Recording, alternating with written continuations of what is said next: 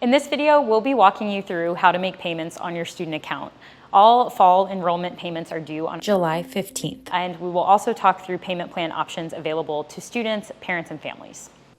The first thing you need to know about making a payment is that the fall semester due date for payments is always July 15th.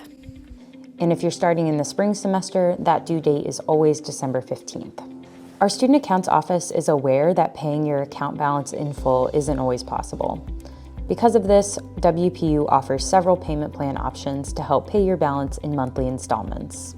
In order to make a payment, you first need to log into PacerNet. Then you need to access the finance portal. Once you're in the finance portal, you'll be able to make a payment or enroll in a payment plan. Several payment plan options are available to you. For the fall semester, there is a 10-month payment plan with a $50 enrollment fee, with the first payment being due on July 1st. This 10-month payment plan includes a 5-month payment plan for the fall semester, where your account is automatically enrolled in a 5-month payment plan for the spring semester as well. Another option is a 5-month payment plan with a $35 enrollment fee, and the first payment is also due on July 1st.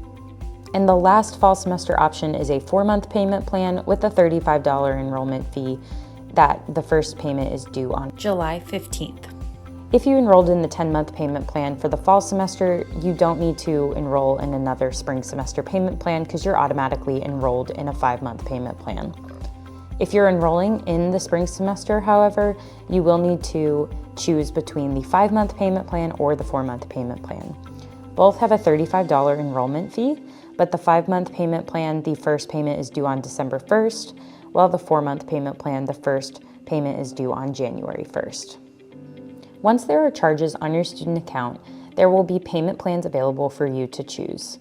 You'll be able to view your activity at each semester in the finance portal.